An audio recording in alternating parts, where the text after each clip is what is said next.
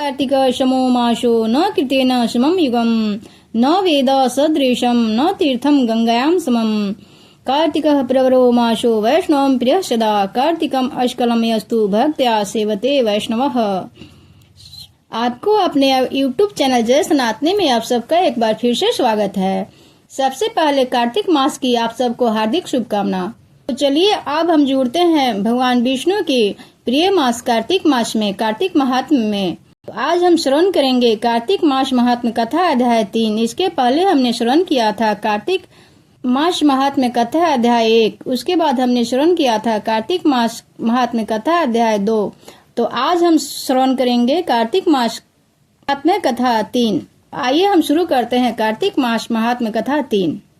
सत्यभामा ने कहा, हे प्रभु, आप तो सभी काल में व्यापक हैं और सभी काल आपके आगे एक समान है, फिर भी यह कार्तिक मास ही सभी मासों में श्रेष्ठ क्यों है?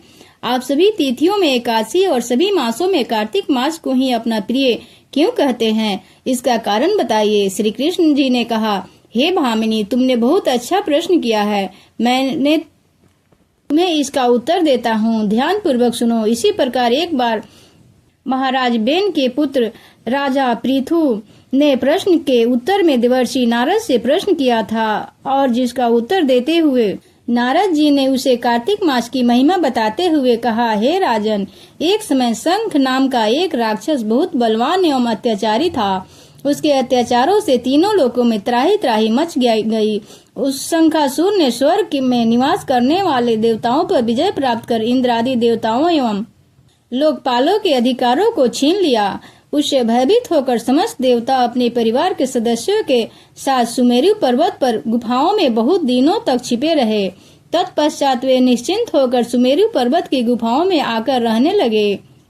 उधर जब शंखासुर को इस बात का पता चला कि देवता अनंत पूर्वक सुमेरु पर्वत की गुफाओं में निवास कर रहे हैं, तो उसने सोचा कि ऐसी कौन सी दिव्य शक्ति अवश्य है जिसके प्रभाव से अधिकारहीन यह देवता अभी भी बलवान है। सोचते सोचते वह यह निर्णय पर पहुंचा कि वेद मंत्रों के बल के कारण ही देवता बलवान हो रहे हैं।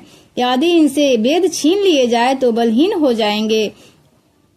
ऐसा विचार कर शंखासुर ब्रह्मा जी के सत्यलोक से शीघ्र ही वेदों को हर लाया। उसके द्वारा ले जाए जाते हुए भय से उसके चुंगल से निकल भागे और जल में समा गए। शंखासुर ने वेद मंत्रों तथा बीज मंत्रों को ढूंढते हुए सागर में प्रवेश किया, परंतु न तो उसको वेद मंत्र मिले और न ही बीज मंत्र।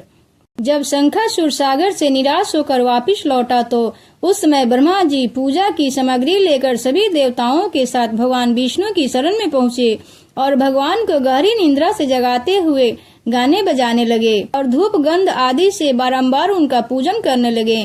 धूप दीप नैवेद्य आदि अर्पित किए जाने पर भगवान की निद्रा टूटी और देवताओं सहित ब्रह्मा जी को अपना पूजन करते हुए देखकर बहुत प्रसन्न हुए तथा कहने लगे, मैं आप लोगों के इस कीर्तन एवं मंगलाचरण से बहुत प्रसन्न हूँ। आप अपना अभीष्ट वरदान मांगिए, मैं अवश्य प्रदान करूँगा। जो मनुष्य अश्विन शुक्ल की एकादशी से देवोत्थानी एकादशी तक ब्रह्म मुहूर्त में उठकर मेरी पूजा करेंगे, उन्हें तुम्हारी ही भांति मेरे प्रसन्न होने के कारण सुख की प्राप्ति होगी।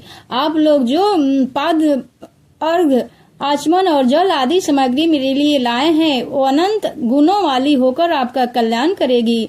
शंखासुर द्वारा हारे गए संपूर्ण वेद जल में स्थित है। मैं सागर पुत्र शंखासुर का वध कर के उन वेदों को अभी लाए देता हूँ। आज से मंत्र बीज और वेदों सहित मैं प्रतिवर्ष कार्तिक मास में जल में विश्राम किया करूँगा। अब मैं मत्स्य का रूप धारण करके जल में चला जाता हूँ। तुम सब देवता भी मुनीश्वरों सहित मेरे साथ जल में आओ। इस कार्तिक मास में जो श्रेष्ठ मनुष्य प्रातः काल स्नान करते हैं, वे सब यज्ञ के स्नान द्वारा भली भांति नहा लेते हैं। हे देवेंद्र, कार्तिक मास में व्रत करने वालों को सब प्रकार से धन, पुत्र पुत्री आदि देते रहना और उसकी सभी आपत्तियों की रक्षा करना है। हे धनपति कुबेर, मेरी आज्ञा के अनुसार तुम उनके धन धान की वृद्धि करना, क्योंकि इस प्रकार का आचरण करने वाला मनुष्य मेरा रूप धारण करके जीवन मुक्त हो जाता है। जो मनुष्य जन्म से लेकर मृत्यु पर्यंत विधि पूर्वक इस उत्तम व्रत को करता है, वह आप लोगों का भी पूजनीय है। कार्तिक शुक्ल पक्ष की एकादशी तिथि को तुम लोगों ने मुझे जगाया है, इसलिए तिथि मेरे लिए अत्यंत प्रतिदायिनी और माननीय है। हे देवताओं, यह दोनों व्रत नियम पूर्वक करने से मनुष्य मेरा सानिध्य प्राप्त कर लेते हैं। इन व्रतों को करने से जो फल मिलता है वह अन्य किसी व्रत से नहीं मिलता। अतः प्रत्येक मनुष्य को सुखी और निरोगी रहने के लिए कार्तिक महात्म्य और एकादशी की कथा सुनते हुए उपयुक्त नियमों का पालन करना चाहिए। तो ये थी कथा का 3रा अध्याय। अगले अंक में हम 4था अध्याय श्रवण करेंगे। आप लोग जरूर सुनिएगा। वीडियो अच्छी लगे तो लाइक, सब्सक्राइब, शेयर, कमेंट जरूर कीजिएगा। जय श्री हरि विष्णु।